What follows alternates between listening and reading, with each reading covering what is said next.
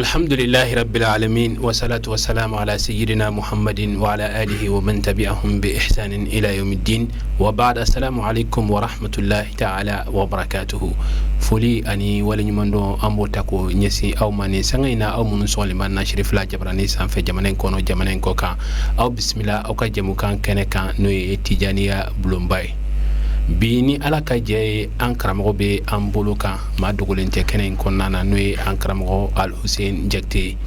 An bɛna kuma fɛn minnu kan yani an ka don o kɔnɔna na. An bɛ karamɔgɔ bisimila. An b'a fɔ an karamɔgɔ salamu alaikum. Alaikum salam wa rahmatullahi wa barakatuh. An karamɔgɔ bisimila. Jallo.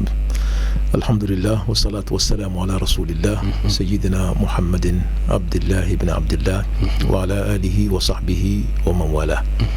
وتمنى نقف جالو نقفولي بيه نقفولي بشريف لا تي في فلبا بلا جيرين نقفولي بأنغا بريزدان شريف عثمان مدن هيدرا على هو كونساي بريزدان أني هو كونساي ممبر بلا جيرين نقفولي بماليس لام بلا جيرين على سلامة إن شاء الله. أنكر مولسين فولي كوسيكي ميكي إيركوما واتي منا أني واتي جانتا دوكم كالو chama sensibilisation ke coronavirus la hakila awiya seko kala chama fana famiyara wala anya kanu bi ka sigi anga walanda ko nan ni ala ka jey karamo bi akaranye ka nyingali ke fena femina kumpa be mo chama na me mo chama ba do me haisi san ka se ka do fara famiyo ka ani ka ko do nyedon anya kanu bi ambe salatu min ke sunni tle no salatul fatihi ka se ka nyefoli ke anye aka ko woko ibta soro mina yero bala bi ambe fe ka don salatul fatihi yalma mina yero bala wa ni mina yero bala abe sunna de lawa abe qur'an de lawa bi anya kanu koni salatul fatihi e ka se ka wala like anya aka ana chogo ani dalu munun bala wala sanga se ka do fra famiyuka. Bismillah. ala kan besa obama ambani ala fa ya rabbal alamin amina min fo ala ka besa obama amin amin. سبحانك لا علم لنا إلا ما علمتنا إنك أنت العليم الحكيم. الله أكبر. دوني تانا دوني بي على تاي فم يبي على تاي أمنا فين فو بانين على في على كاني سوا ببي آمين على كنا نيندو مكالا آمين جالو نوتي منا صلاة الفاتيكو أكما كتشا أكما مدام نبيلا أكما مدام ننا منا أكما وجايرا صلاة الفاتي كرفة دو بافو ni isella la krakanaye ko bidadu ka tebe mo ka sera la krakanaye bawo amana qur'an konnala amana hadisa kono do tarafu ka tasi kibe nya hadisa be faranyoka ebe nya kitabu be faranyoka ebe bukhari faranyoka ebe muslim faranyoka hadisa kitabu ni bado kuni yo be faranyoka kita soro kelen konnala ko salatul fatih soro sari kita soro kitabu kelen konnala kabako kuma dai ne kabako kuma dai adume fo abe wafo ne kabako kuma dandi kabako kuma do sari doni kono ferlendo sigata doni boko قل لمن يدعي علما ومعرفة الله عرفت شيئا وغابت عنك أشياء الله ما من بك دوني ويلي أيرلا na be ka kuleni doni toye na be ka doni dambe kana ayrema ka fokale be nye ko be do shairu ko chugo me ako attention il est fin kelen de don arafta shay'an il est fin kelen dron de don wa ghabat anka ashiyaw fin chama de dogori la etimi don donc ma manka fo mam o kuma ire foli o kabako dai kuma do be no ibasura be fo ni kuma den jelenye me kuma do be no ibasura be fo kuma den jelente fo me akoro be sura kuma do konnala o bebe doni konnala Allahu akbar est-ce que famia donc ni idlona la dron ka foko parce que ni akuma den yere ma fo amana kuma den jele ma fo ala iko kama fo na sura fora ni koroidu o te foli do ya o foli do yo okay o tibiya fo ka foko ate bukhari kono ate muslim kono ate tirmizi kono ate nasai kono ate sunna kitabu shi kono la salatul fatih ko kuma ni mamiya bara ye bidake allah ye fenke min tebe alama ye fenke min tebe alakrama allah fa subhanakallahumma hadha buhtanun azim ni ngalo fabriquer les ni te chien fiu dalu yedmenye an karamɔgɔ dɔ bɛ a tun bɛ misira jamana kan a tɔgɔ ye ko Muhammad al-Hafiz al-Masri Muhammad al-Hafiz al-Masri maa maa bɛ hadisa ko kalama an ka nin waati laban ninnu na n'a tɔgɔ fɔra n'a sɔrɔ i ye maa tilenin ye i ye faamuya kala bɛ tora ka kuma kan a fatura Muhammad al-Hafiz al-Masri Muhammad al-Hafiz al-Masri at-Tijani ale karamɔgɔba minnu tun bɛ misira ka waati la Imam Sha'rawi ninnu olu ye kalan k'a bolo olu tun bɛ taa ɲininka hadisa ko la Muhammad Zaki Ibrahim ninnu olu ye dɔnnibaaw ye minnu dɔnnen don misira jamana kan olu tun bɛ taa kitabuw kalan a bolo u bɛ taa hadisa kow ɲɛɲini a fɛ i tulo b'a la Jamiul Usul tuma min n'u y'a don nɛgɛ la kura ye u bɛ fɛ ka introduction dɔ k'a la muqaddima dɔ dilan a la u ye misira hadisa dɔnna bɛɛ lajɛ an bɛ se k'a fɔ maa jumɛn de ye k'o ka muqaddima sɛbɛn ni hadisa kitabu ba in na u taara bɛn jɔn kan u taara bɛn Muhammad al-Hafiz al-Masri de kan ale de ka muqaddima sɛbɛn a fatura don min na misira Jamiatul Azhar o sheikhu ba min tun bɛ yan don n'o ye Dr Abdul Halim Mahmoud ye o ka dɔnni ko o dogolen tɛ maa la maa maa bɛ dɔnni ko kalama n'a tɔgɔ fɔr'i ye i b'a dɔn fɔ maa min don o de ko a ko bi misira bɛ u ka hadisa dɔnnaba min bɛ yen n'a ɲɔgɔn tɛ bi misira b'o de sanga ti bi misirakaw la a ka kumaw la a y'o fɔ a ka kuma la Muhammad al-Hafiz banna don min na Abdul Halim Mahmoud de ye nin fɔ misira antenne kan u y'a sɛbɛn journaux kɔnɔna la a journaux bɛ yen nɔ hali sisan nɔ Muhammad al-Hafiz ye hadisa dɔnna de hadisa dɔnbaba o Muhammad al-Hafiz k'a to saya bana la bana min kɛra sata ye a dalen bɛ dɔgɔtɔrɔso la karamɔgɔw bɛ taa foliw d'a ma u bɛ taa dugawu k'a ye karamɔgɔ dɔ bɛ yen nɔ karamɔgɔ in balolen bɛ bi a bɛ yen sisan a tɔgɔ ye ko Dr Hasan al-Shafi'i misira arabukan akademi min bɛ misira jamana kan Majma' al-Lugha al-Arabiyya arabukan akademi min bɛ misira jamana kan o président y'ale de ye bi o y'a sɔrɔ olu denmisɛnnin ma don u taara foli di karamɔgɔ ma ka dugawu k'a ye a selen karamɔgɔ fɛ yen o y'a sɔrɔ bana gɛlɛyalen don a kan a ko karamɔgɔ ma a ko Sheikh an kɔni nan'i fo aw ye Tijani mɔgɔw ye aw ka salatul fati n t'a dɔn a dalilu ye fɛn jumɛn ye aw bolo est ce que a bɛ kuranɛ kɔnɔ wa est ce que a b'a kɛra ka sunna kɔnɔ wa sallallahu alaihi wasallam an kɔni b'a mɛn aw da b'a kɛ mais an ma dalilu sɔrɔ a la dɛ dalilu ye fɛn jumɛn ye aw bolo i n'a fɔ question bɛ poser la bi o y'o ɲɔgɔn de poser a kunna Muhammad al-Hafiz ko a denkɛ ma a ko taa na ni Bukhari ye Bukhari bɛ nin yɔrɔ in na n ka maktaba kɔnɔ bibliothèque kɔnɔna la taa Bukhari ta ka na n'a ye denkɛ taara Bukhari ta ka na n'a ye a ye Bukhari minɛ k'a d'a kɛrɛfɛ bana gɛlɛyalen don a kan a tɛ se ka Bukhari ta k'a dayɛlɛ kuma in faamu kosɛbɛ dɛ a ye Bukhari d'a kɛrɛfɛ tabali sanfɛ a bɛ ka Bukhari page yɛlɛma n'a bolo ye mais a tɛ k'a lajɛ la o de ye kabako ye a bɛ ka page yɛlɛma n'a bolo ye mais a tɛ ka kitabu kɔnɔna yɛlɛ a bɛ k'a yɛlɛma a bɛ k'a yɛlɛma a bɛ k'a yɛlɛma f'a taara se hadisa dɔ ma ka sɔrɔ a tɛ k'a lajɛ la dɛ hadisa in ye ko hadithul bishara hadisu al-bishara hadisa min bɛ yen nɔ ni ala ye alakira kofɔ a kɔnɔ na Tawreta tɛmɛnen ani Linjila tɛmɛnen ala ye kuma min fɔ alakira ko la ka yahudiyaw la sewa ni alakira nali ye ani ka chrétienw la sewa ni alakira nali ye n'o kuma bɛ Tawreta kɔnɔ n'a bɛ Injila kɔnɔ i faamuya o kuma in dɛ o de bɛ wele ko hadisul bishara Allahu akbar ala ye alakira mankutuw fɔ ka alakira ka tamaserew fɔ ka alakira ka nali fɔ ka annoncer ancien testament kɔnɔna la ka annoncer nouveau testament kɔnɔna la a y'a annoncer yahudiyaw ye ka annoncer chrétienw ye ka alakira kibaruya ka nali kibaruya duman cari ninnu ni ɲɔgɔn cɛ o kibaruya min bɛ yen nɔ dɛ Bukhari nana min n'o hadisa de ye i tulo bɛ kuma in kɔnɔ a ko a selen hadisa in ma a ko Hasan Shafi'i ma a ko yan yɔrɔ jumɛn ye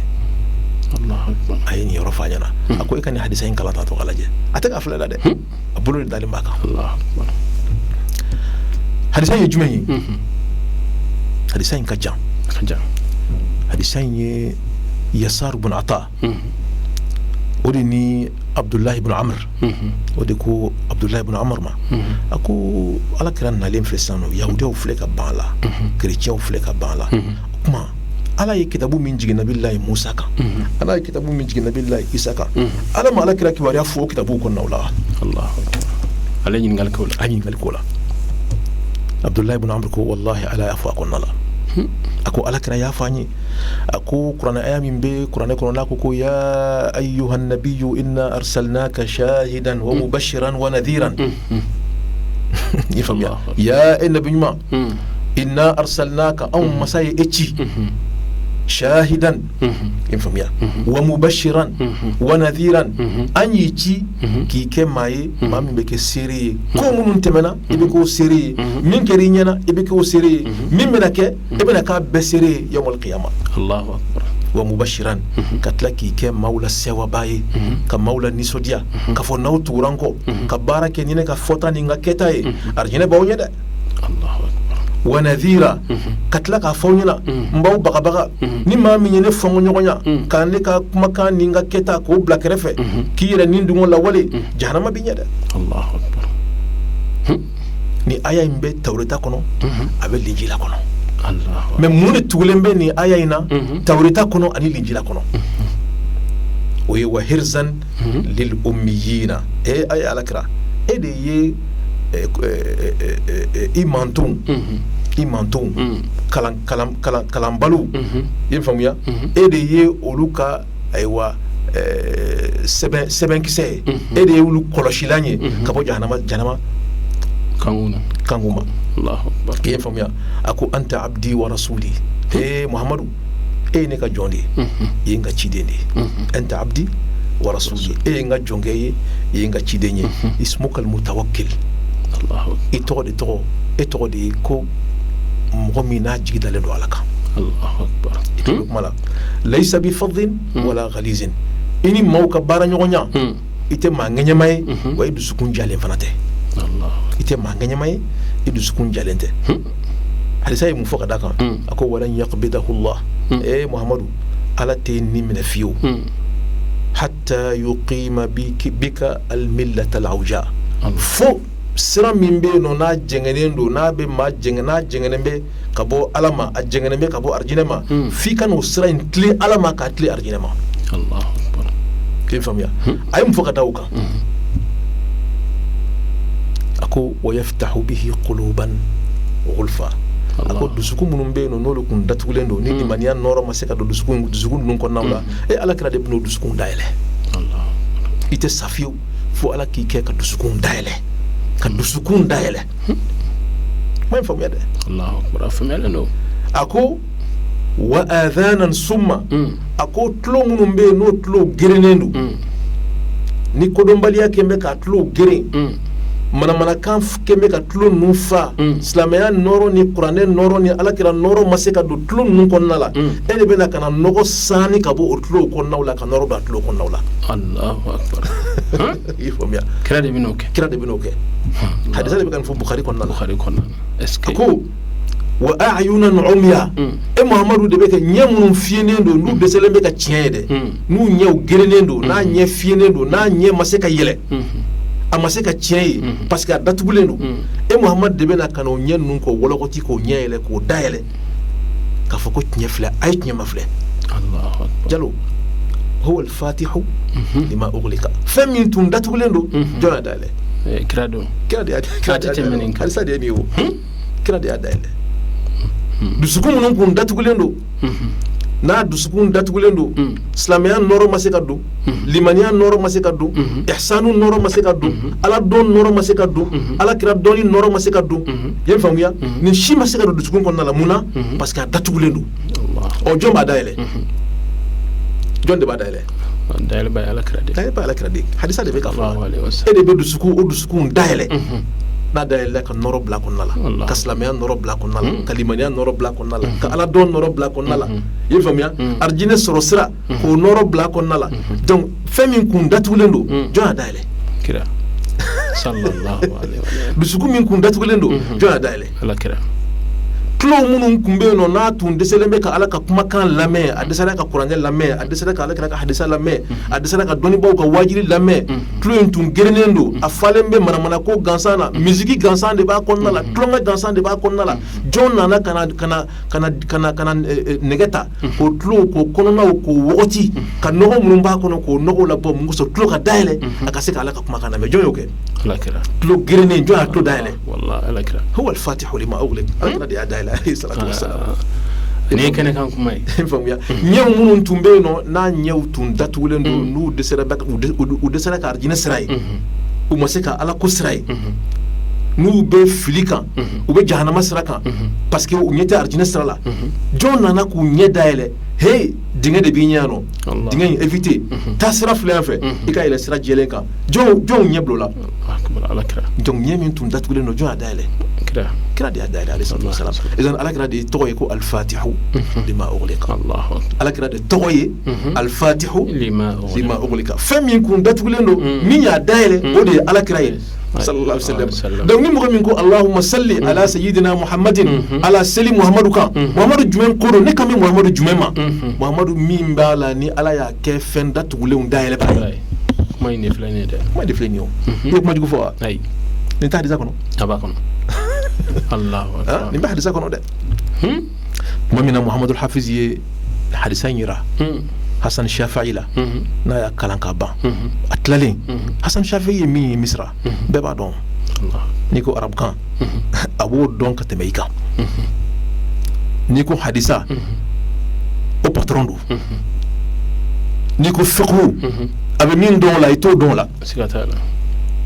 a ye ijaza minɛ karamɔgɔ min na karamɔgɔ hakɛ min y'a fɔ ka karisa i bɛ se ka maaw lakalan karisa i bɛ se ka maaw lakalan nin dɔnni la i bɛ se ka maaw lakalan nin dɔnni la a karamɔgɔ maa tɛ se k'a compter k'a ban mais e karamɔgɔ ye jɔn e karamɔgɔ ye jɔn ni jɔn ye karamɔgɔ man ca e karamɔgɔ ye jɔn ni jɔn ye jɔn de ye autorisation d'e ma k'e ka maa lakalan ayi o kɔni ni an donna ye a ko caman bɛ tunu dɛ caman bɛ tunu dɛ voilà donc Hassan Shafi'i ye hadisa in kalan min kɛ a ko la ilaha illallah a ko n karamɔgɔ a ko a bɛ komi ne ni hadisa in ye biya siɲɛ fɔlɔ de ye alors que n bɛ tɛmɛ a la don o don n b'a kalan tuma bɛɛ mais n ma nin kɔrɔ in faamu a kɔnɔ i b'a fɔ ko nin ye hadisa in ko nin y'a kalan ko fɔlɔ de ye ne fɛ a ko n karamɔgɔ ko ala k'i sara a ye dugawu kɛ karamɔgɔ ye a wulila ale bɛ bɔ don min na ani min tun bɛ ɲɔgɔn fɛ ani a teri min taara dugawu kɛ karamɔgɔ ye ɲɔgɔn fɛ Muhammadu Hafiz ye ɲɔgɔn fɛ o teri in ye docteur de ye docteur do o tɛ fɛn dɔn hadisa ko la o tɛ fɛn dɔn diinɛ ko la ale kɔni ye médecin de ye a nana terikɛ bilasira u nana karamɔgɔ fo foli bannen n'u ye sira minɛ docteur ko karamɔgɔ ma a ko n karamɔgɔ Hassan Shafi'i a ko aw b'a ka hadisa kow n'aw ka kuma ninnu na a ko ne kun ɲɛ t'o la koyi ne kun ɲɛ bɛ ko wɛrɛ de la a ko e kun ɲɛ bɛ mun na a ko karamɔgɔkɛ aw nana kitabu d'a ma min kɛ kitabu dalen b'a kɛrɛfɛ a ma kitabu kɔnɔna lajɛ a ma page lajɛ a ma a lajɛ a bɛ ligne min na a bɛ ka kitabu page latɛmɛ n'a bolo ye k'a sɔrɔ a ɲɛ tɛ kitabu kɔnɔna la a ko wallahi nin karamɔgɔkɛ in a ko yaqra'u bi anamilihi kama yaqra'u bi basarihi a ko ninnu ye maa ye ne c'est n dara min na o ye k'a fɔ nin karamɔgɔkɛ in a bɛ kalan kɛ n'a bɔlɔgɔnin ye i n'a fɔ a bɛ kalan kɛ n'a ɲɛ ye cogo min na adi karama ni ala ka karamaw de ala ye karama min di Muhammadu Hafiz al-Masri ma radiyallahu ta'ala anhu wa ardahu ni y'ale ka walawalali ye salatul fatih donc salatul fatih k'a fɔ k'a tɛ Bukhari kɔnɔna la an b'a fɔ o kuma tɛ tiɲɛ dɛ nin bɛ Bukhari de kɔnɔna la siga t'a la kɔni ka taa Bukhari dayɛlɛ hadisa min tɔgɔ ye ko hadithul bishara n'i ye Bukhari kɔnɔna lajɛ i b'a sɔrɔ a bɛ Bukhari kɔnɔna la donc Bukhari de an ka hadisa ko la n'an ye hadisa kitabu n'an y'u superposer ɲɔgɔn sanfɛ k'a sigi jumɛn de ka bon n'a bɛɛ lajɛlen ye o ye Bukhari de i bɛ faamuya u yɛrɛ ko kitabu min ka kɛnɛ ni kitabu bɛɛ lajɛlen ye kuranɛ kɔfɛ k'o ye Bukhari ye bon hali n'o kɛra u ka kuma ye ten tɔ i bɛ faamu kuma wɛrɛw b'o kumaw la an tɛna don o kumaw la k'a fɔ an bɛ fɛnkɛli ko o la bi mais Bukhari kɔni min ye tiɲɛ ye o ye k'a fɔ Bukhari ye kitabu ye kitabu min n'a ka kɛnɛ hadisa ko la n'a ye min fɔ hadisa ko la min bɛ se k'a bɔ Bukhari ta la o man ca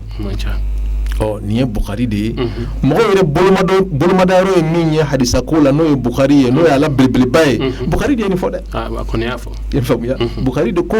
a ko alakirama a ko alakira de ye maa ye maa min b'a la ni ala bɛ dusukun datugulenw dayɛlɛ n'a ye